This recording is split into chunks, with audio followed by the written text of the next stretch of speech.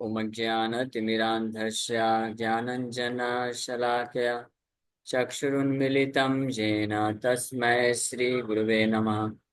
नमो विष्णुपादाय कृष्णपृष्ठाय भूतले श्रीमते भक्तिवेदान्तस्वामिन्निति नामिने। नमस्ते सारस्वती देवे गौरवाणी प्रचारिणे निर्विशेष शून्यवादी पाश्चात्य देश तारिणे। नमो महावदन्याय कृष्ण प्रेम प्रदायते कृष्णाय कृष्ण चैतन्य नामिने गौरतुसे नमः। जय श्री कृष्ण चैतन्य प्रभु नित्यानंद श्री अद्वैत गदाधर शिवासादि गौर भक्त वृंद। हरे कृष्णा कृष्णा कृष्णा हरे हरे, हरे राम राम राम हरे हरे। हरे कृष्ण। सब सभी भक्तों का हार्दिक स्वागत है आज के श्रीमद् भगवद गीता की चर्चा में। तो हम लोग चर्चा कर रहे हैं श्रीमद् भगवद गीता 5वां अध्याय और 12 नंबर श्लोक तक चर्चा किए थे। युक्तः कर्मफलं त्यक्त्वा शान्तिमाप्नोति नैष्ठिकीम् अयुक्तः कामकारेण फले सक्तो निबध्यते। One who is engaged in devotional service. युक्तः मीन्स जिसका चेतना भगवान से युक्त है, जुड़ा हुआ है, यानी कृष्ण भावना भावित है, जो कृष्ण कॉन्शियस जिसको बोलते हैं, कृष्ण के प्रति कॉन्शियस है। कृष्ण के प्रति कॉन्शियसनेस का मतलब क्या होता है, कल हम लोग चर्चा किए थे विस्तार से वैसे तो लेकिन आज मैं पूछना चाहूंगा भक्तों से कि what is the meaning of Krishna consciousness. Krishna भावना भावित होने का क्या अर्थ है? हाथ ऊपर करिए, कौन भक्त बता सकते हैं। सो कृष्ण कॉन्शियसनेस या कृष्ण भावना भावित होने का अर्थ होता है कि वही कार्य करना जो कृष्ण हमसे करवाना चाहते हैं। ये दो चीजें हैं। एक तो है कि हम जो कार्य करते हैं उसको उसमें कृष्ण को केंद्र में रख के करें, जैसे माता जी ने बताया, तो वो भी कृष्ण भावना भावित है, कृष्ण कॉन्शियसनेस है। लेकिन वो पहला स्टेप है। उसमें उसमें फिर भी हमारी इच्छा है, वो थर्ड चैप्टर है गीता का, कि कार्य करें और कृष्ण को स्मरण करें, कार्य करें कृष्ण को समर्पित करें। हाँ, तो निश्चित रूप में ये कर्मयोग है और ये इस तरीके से व्यक्ति भक्ति में जुड़ जाता है, ये सब कृष्ण की सेवा करता है। लेकिन जो 5वें अध्याय में भगवान वर्णन कर रहे हैं एक्शन इन कृष्णा कॉन्शियसनेस, कर्मयोग का एक्शन इन कृष्णा कॉन्शियसनेस, कैसा कर्मयोग जिसको किया ही जाता है पूरा कृष्ण को चेतना में रख करके। तो ये दूसरा स्तर का जो कंप्लीट फॉर्म है, जो पूर्ण रूप से, जो पूर्ण रूपेण कृष्ण भावनामृत है, तो उसमें व्यक्ति केवल वही कार्य करता है जिस जो कृष्ण को पसंद है, जो कृष्ण चाहते हैं भगवान, और उस कार्य को बिल्कुल नहीं करता, त्याग देता है जो कृष्ण नहीं चाहते हैं। इसको बोलते हैं पूर्ण रूप से कृष्ण भावना भावित होना।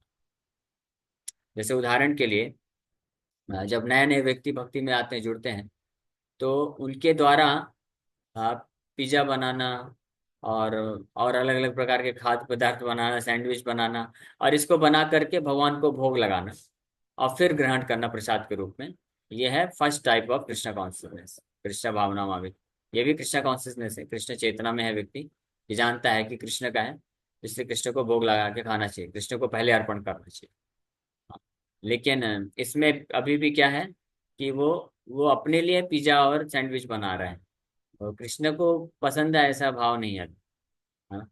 लेकिन जब कोई भक्त कृष्ण क्या पसंद करते हैं वो बना के उनको खिलाता है और फिर बचा हुआ प्रसाद के रूप में अपने ग्रहण करता है, तो वो पूर्ण कृष्ण भावना भावित होता है। तो इसी प्रकार से अ, शांतिम नैष्ठिकीम, जो इस श्लोक में आया, कल हम जो चर्चा किए थे, नैष्ठिकीम शांतिम, यानी पूर्ण रूप से अनफ्लिंचिंग, ऐसी शांति जो कभी नष्ट नहीं हो सकती। वो पूरी तरह से फिर हर प्रकार के अशांति से मुक्त हो जाता है जो व्यक्ति कर्म के फल को त्याग करके पूर्ण रूप से युक्त होकर के कृष्ण के लिए करता है।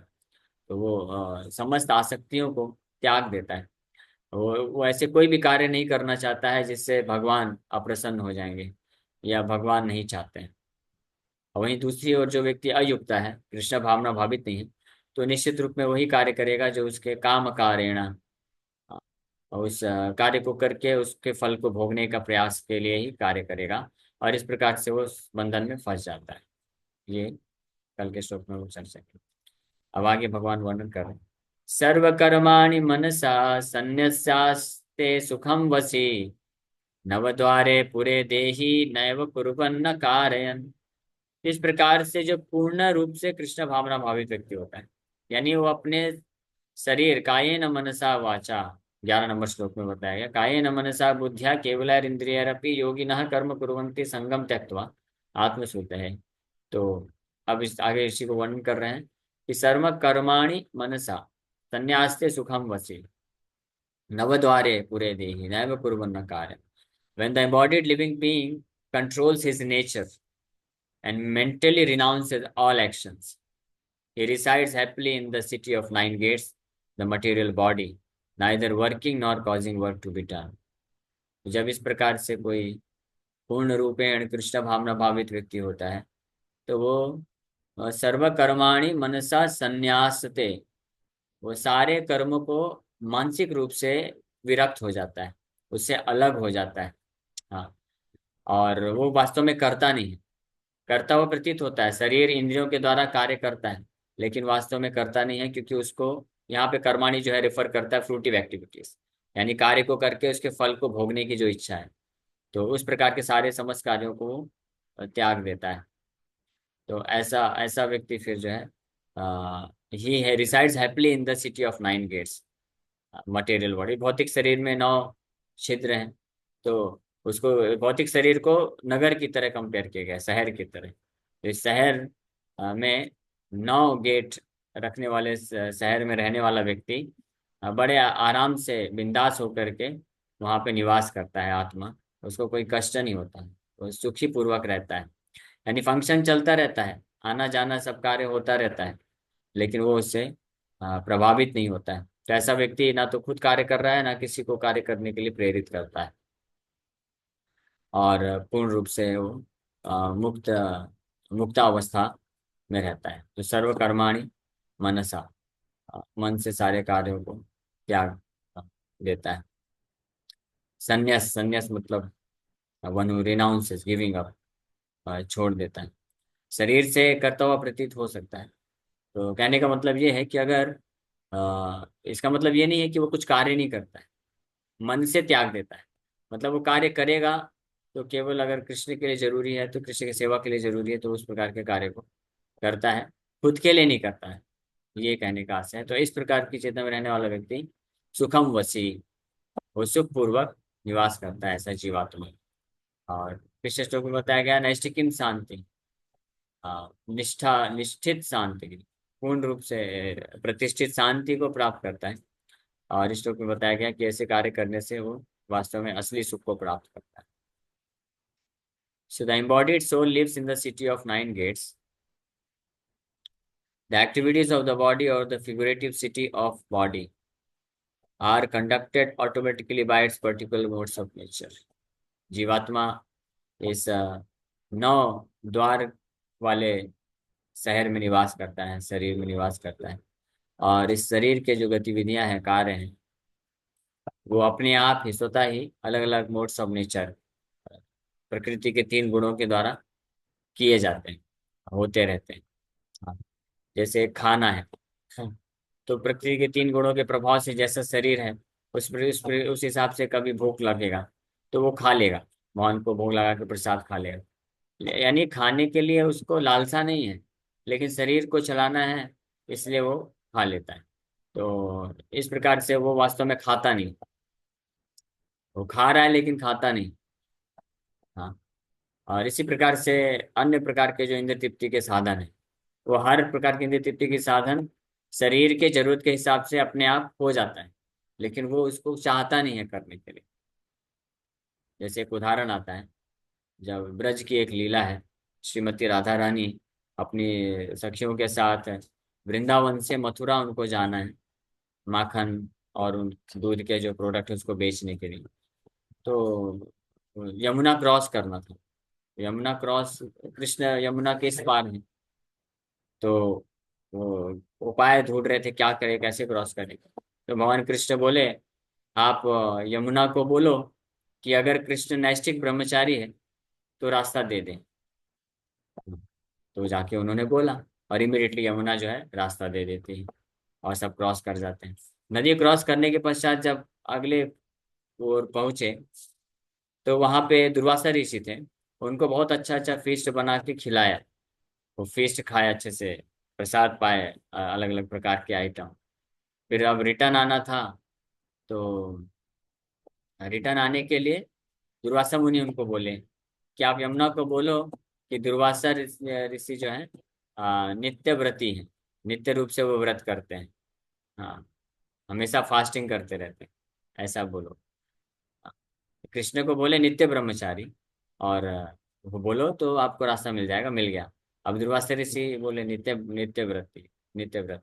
जैसे बोले रास्ता मिल गया और क्रॉस कर गए। तो उनको समझ में नहीं ऐसा कैसे हो गया। तो बाद में पता बताया गया। तो है तो इसमें ये है कि दुर्वासा ऋषि खाए, खूब खाए फीस्ट, लेकिन मन से नहीं खाए। ये सोच के नहीं खाए कि इसको खा करके मुझे सुख मिलेगा, या खाने की लालसा से नहीं खाए। As a matter of service, सेवा करने के भाव से, सेवा स्वीकार करने के भाव से खा ली। क्योंकि गृहस्थ भक्तों का धर्म होता है कि वो साधु संतों को, सन्यासियों को जो है घर में आमंत्रित करके उनको खिलाएं प्रसाद। हाँ। तो लेकिन जो साधु संत सन्यासी होते हैं उनके लिए शास्त्रों में आदेश है कि उनको कहीं भी गृहस्थों के घर में जाके नहीं खाना चाहिए।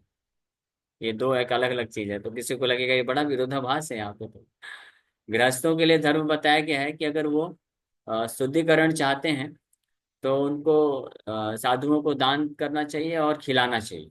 ये गृहस्थ के धर्म है। तब उनका जो है जो घर जो रिसोर्सेज रहते हैं वो प्यूरिफाई हो जाते हैं, वो भक्ति में एडवांसमेंट करते हैं। लेकिन साधुओं के लिए बताया गया है कि उनको गृहस्थों के यहाँ जाके नहीं खाना चाहिए, क्योंकि उनको फिर उनके जो है पाप लेना पड़ेगा ये, और चेतना भी आती है। इसलिए कई साधु संत होते हैं वो बड़े स्ट्रिक्टली केवल स्वपाकी होते हैं। स्वपाकी मतलब अपने हाथ से ही बना के खाते हैं, कहीं नहीं खाते हैं, किसी का नहीं खाते हैं। कुछ तो इतने स्ट्रिक्ट होते हैं कि ब्राह्मण और वैष्णवों के घर में भी नहीं खाते। ऐसे ही एक नवदीप में लीला आती है, उसमें नहीं जाएंगे ज्यादा, लेकिन जस्ट बता देते हैं। श्री जगन्नाथ मिश्रा, श्री चैतन्य महाप्रभु निमाई के पिताजी, उनके घर में एक बार एक ब्राह्मण आया। वो अपने साथ गोपाल जी को लेके चलता था। तो ब्राह्मण का यही नियम था, स्वपाकी। वो किसी भी के यहाँ नहीं जाता था। ब्राह्मण किसी ब्राह्मण के घर में जाएगा और उनके यहाँ खुद कुकिंग करेगा, भगवान को भोग लगाएगा और खाएगा। ऐसा उसका नियम था। कुछ लोग इतना भी स्ट्रिक्ट होते हैं। तो जो जितना स्ट्रिक्ट होते हैं उतना लाभ होता है। तो इसमें विरोधाभास नहीं है, क्योंकि अगर कोई ऐसा साधु है, संत है, सन्यासी है, तो ऐसे प्रसाद को ग्रहण करता है, लेकिन as a matter of duty, सेवा के रूप में, ये सेवा स्वीकार करने के लिए, मन से ऐसा लालसा नहीं है कि बहुत अच्छा अच्छा भोग मिलेगा खाने के लिए। तो फिर वो जो है वास्तव में नित्यव्रती है। उसको फिर उस वही फल मिलता है जैसे कि वो नहीं खाया।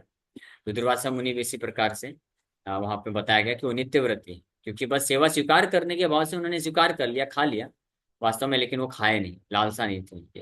तो उसी प्रकार से नवदेव शरीरी, जो युक्त है, पूर्ण रूप से कृष्ण भावना भावित व्यक्ति है, तो शरीर में रहते हुए, संसार में रहते हुए इस प्रकार से कार्य करता है, भौतिक कार्य कर्तव्य करता है कि वास्तव में उसका इच्छा नहीं है, वो करना नहीं चाहता है। वो यही यानी उसको करके उसको कुछ प्राप्त नहीं करना है, लालसा नहीं है।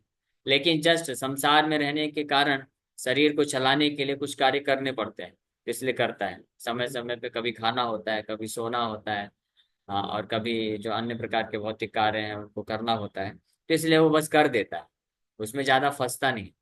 तो वो ही इस संसार में सुखी पूर्वक रह सकता है। ये अर्थ है इसका यहाँ पे कि नवद्वारे संन्यास से सुखम वसी रहता है। So the activities of the body इस प्रकार से प्रकृति के तीन गुणों के अनुसार चलता रहता है। The soul although subjecting himself to the conditions of the body can be beyond those conditions if he so desires. भौतिक प्रकृति के गुणों में जो फंसा हुआ जीवात्मा है, वो चाहे तो इस भौतिक जगत में रहते हुए जीवन मुक्ता सा उच्चते, वो मुक्त हो सकता है अगर वो इच्छा करे तो। Owing only to forgetfulness of his superior nature, he identifies with the material body and therefore suffers. अपने देहात्म बुद्धि में होने के कारण, अपने आप को शरीर समझने के कारण, और इस प्रकार से शरीर के इंद्रियों को तृप्ति करने से सुख मिलेगा, इस वासना को धारण करने के कारण ही जीवात्मा जो है वास्तव में सफर करता है, या कष्ट भोगता है, दुख भोगता है।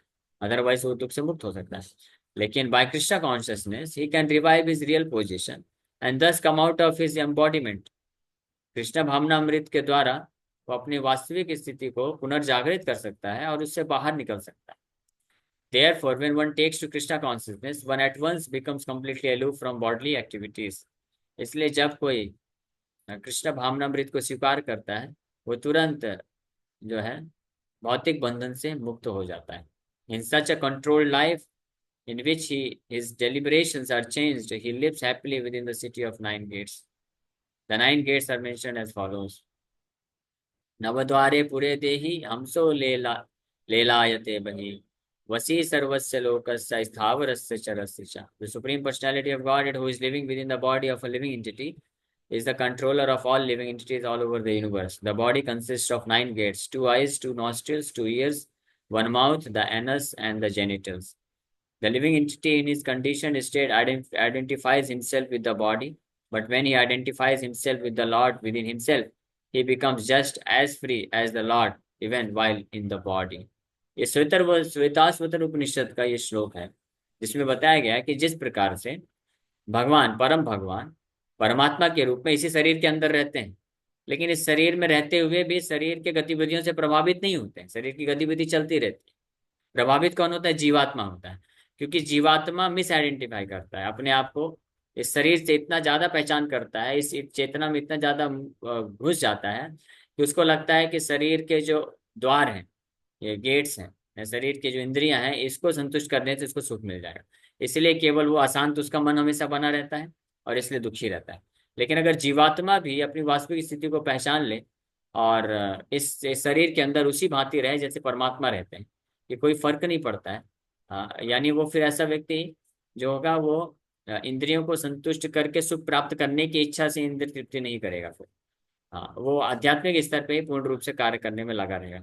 जो सेल्फ रियलाइज आत्म साक्षात्कार प्राप्त व्यक्ति होते हैं, उनके लक्षण ऐसे ही होते हैं। वो बाहरी रूप से दिखने में ऐसे ही लगते हैं कि वो खा रहे हैं, पी रहे हैं, सो रहे हैं, चल रहे हैं, नहा रहे हैं, ये सब एक्टिविटी करते हुए दिखेंगे, लेकिन उनका चेतना वहां पे है ही नहीं। इसका प्रमाण क्या है? इसका प्रमाण ये है कि जब इस प्रकार के भौतिक कार्यों को करते वक्त वो इंद्रियों का इस्तेमाल करने के समय में अगर कुछ परिवर्तन आ जाता है तो उनको कोई कोई फर्क नहीं पड़ता है, भ्रमित नहीं होते। जैसे प्रभुपाद जी अमेरिका में न्यू द्वारका, लॉस एंजलिस में बहुत सुंदर मंदिर बना है। वहाँ पे श्री श्री रुक्मिणी द्वारकाधीश मंदिर है, रुक्मिणी द्वारकाधीश है। तो वहाँ शिष्यों ने बहुत सुंदर मंदिर बनाया। प्रभुपाद जी का बहुत सुंदर क्वार्टर बना है वहाँ पे प्रभुपाद जी, और मंदिर के सामने बहुत अच्छा गार्डन है, सब कुछ है, इतना ऐश्वर्य है। तो वहाँ पे भी प्रभुपाद जी रहे उसी भाव में, वही शेड्यूल पालन किए और उतने ही प्रकार से कृष्ण की सेवा कर रहे हैं। वैसे ही वहाँ पे रहना, खाना, सोना, भक्तों से बातचीत करना, ट्रांसलेशन करना, प्रवचन देना, जपा करना और इंस्पायर करना, प्रचार करना, ये सब कार्य वैसे ही कर रहे हैं। और वहीं प्रभुपाद जी जब भारत आए तो मायापुर में जब सबसे लैंड लिया गया, तो अभी कुछ जमीन बस है, कुछ नहीं है। तो वहाँ पे शिष्यों ने प्रभुपाद जी के रहने के लिए एक छोटा सा हट बना दिया, बस झोपड़ी बनाए घास फूस का। तो उस झोपड़ी में भी प्रभुपाद जी रह के उसी भाव में, उसी तरह से रह रहे हैं, विराजमान कर रहे थे वहीं पे रहना, सोना, खाना पीना, भक्तों से बातचीत करना और जपा करना, ट्रांसलेशन करना, उसी तरह से कोई परिवर्तन नहीं आया, डिस्टर्ब नहीं हुआ, है ना। जो भौतिक चेतना में व्यक्ति होते हैं, जब वो एक एक परिस्थिति से निकल के दूसरे परिस्थिति में जाते हैं तो एडजस्ट नहीं कर पाते। स्पेशली अगर कोई बहुत धनी है, ऐश्वर्य में जीवन व्यतीत किया, तो अगर अचानक से गरीबी आ जाए या ऐसी स्थिति में जाना पड़े जहाँ पे संसाधन नहीं है, तो बहुत विचलित हो जाता है, भ्रमित हो जाता है, कष्ट अनुभव करता है। और जो बड़ी गरीबी में रहा हो, संसाधन नहीं थे, और उसको अगर ऐश्वर्य में जीवन मिल जाए तो बहुत ज्यादा जो है बहुत ज्यादा प्रसन्नचित हो जाता है, आनंद सुख को ऐसा महसूस करता है। तो ये भौतिक देहात बुद्धि में रहने वाले व्यक्ति के लक्षण होते हैं। लेकिन जो जीवात्मा इस प्रकार से पूर्ण रूप से कृष्ण भावना भावित हो जाते हैं, उनको फर्क नहीं पड़ता है इस प्रकार के परिवर्तन होने से। वो शरीर को जस्ट साधन के रूप में इस्तेमाल करते हैं, उनकी चेतना जो है कृष्ण के सेवा में, स्मरण में लगी रहती है। Therefore a Krishna conscious person is free from both the outer and inner activities of the material body. शरीर के बाहरी और आंतरिक कार्यों से वो जो है व्यक्ति, ऐसा व्यक्ति कृष्ण भावना व्यक्ति जो होता है वो पूर्ण रूप से मुक्त होता है। शरीर के बाहरी मतलब इंद्रियों का इस्तेमाल करना, और शरीर का अंदर, अंदर वैसे अंदर के भी सेंसेस हैं, ऑर्गन्स हैं, लेकिन अंदर मतलब सूक्ष्म जो शरीर है, मन बुद्धि। तो मन बुद्धि से भी फर्क नहीं पड़ता है। मन कभी अच्छा लगेगा तो भी वो क्या करेगा, वो जपा करेगा, प्रचार करेगा, कृष्ण का सेवा करेगा, यही कार्य में लगा रहता है। मन अगर कभी अच्छा नहीं हुआ, कोई कुछ बोल देता है, डिस्टर्ब हो गया, तब भी वो इस कार्य में लगा रहता है, उसको फर्क नहीं पड़ता है। ओके, तो इसी के साथ यहीं पे विराम करते हैं। Thank you very much. किसी भक्त का कोई प्रश्न है तो पूछ सकते हैं। हरे कृष्ण। यस, अर्चना माता जी।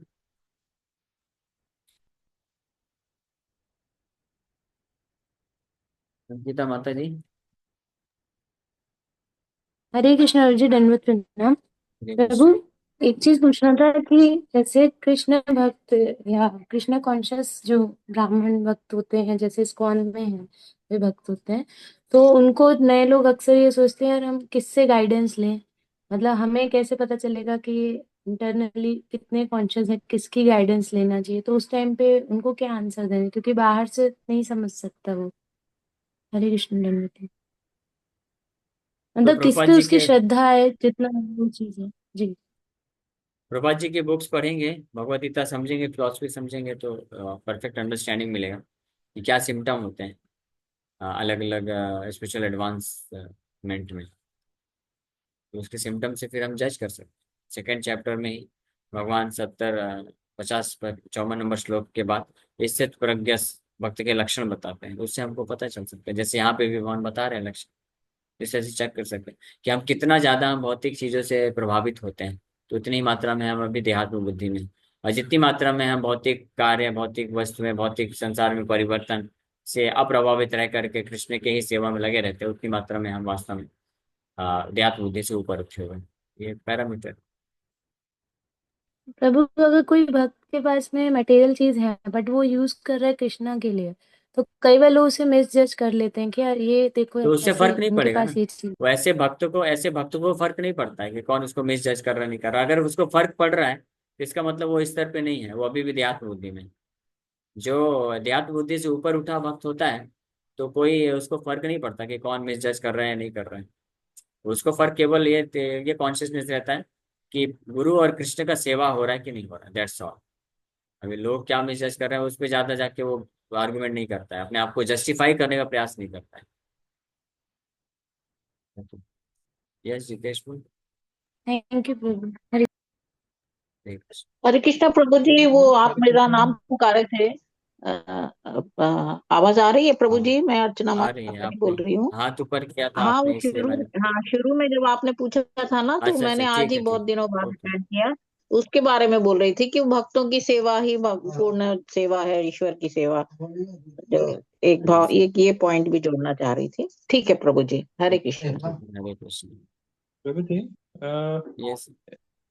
अगर मतलब कृष्ण भक्त हम अपने लिए कुछ करते नहीं है, ये सोचकर कि हमारी सेंसेस के लिए हम कुछ नहीं करते, और सिर्फ कृष्ण चेतना में रहकर जो भी है कार्य करते हैं, तब हमारा इस मटेरियल वर्ल्ड में रहने का मतलब क्या है? कोई ऑब्जेक्टिव है? जब तक मटेरियल वर्ल्ड में रहना नहीं रहना, ये जो भक्त होता है वो कृष्ण पे निर्भर रहता है। अगर कृष्ण मुझे इस भौतिक जगत में रखना चाहते हैं तो वो तैयार है, और कृष्ण का सेवा करना चाहता है। तो इस संसार में रह करके भोग करना, इस इच्छा से भी मुक्त होता है। इस संसार को त्याग करके यहाँ से भाग जाना, इस इच्छा से भी मुक्त रहता है। क्योंकि ये दोनों वास्तव में एक ही सिक्के के दो पहलू हैं। हाँ, जो लोग संसार में रह के भोग प्राप्त करना चाहते हैं, लेकिन किसी कारणवश अगर वो इंद्र तृप्ति नहीं, संसार नहीं प्राप्त कर पाते हैं, तो फिर वो लोग सोचते हैं संसार में रहने का कोई मतलब नहीं है, मुझे संसार से कोई लेना देना नहीं है, मैं पूरी तरह से सब छोड़ देना चाहता हूँ और सुसाइड कर लेना चाहता हूँ, ये सब बोलते हैं। लेकिन वास्तव में वो विरक्ति के लक्षण नहीं, वासक्ति के लक्षण है। जो वास्तविक विरक्त होता है वो भक्त होता है, जो कृष्ण से आ सकता है। उसको फर्क नहीं पड़ता है कि संसार में भगवान को रखना रखें, 20 साल, 50 साल, 100 साल, एक जन्म, 10 जन्म, 1000 जन्म रखते रहे, मेरे को कोई मतलब नहीं है। जैसा शरीर मिलेगा उसके अनुसार जो शरीर के फंक्शन है वो अपने आप होते रहेंगे। मेरा एक ही फंक्शन है, कृष्ण का सेवा करना, कृष्ण का स्मरण करना। यद भावयन तद भवतु भगवन पूर्व जन्म कर्मानुरूपम। किंग कुलशेखर इसके बारे में वर्णन करते हैं। ओके, समय हो गया, यहीं पे विराम धन्यवाद करें। हरे प्रभु जी, कृष्ण। हरे कृष्ण।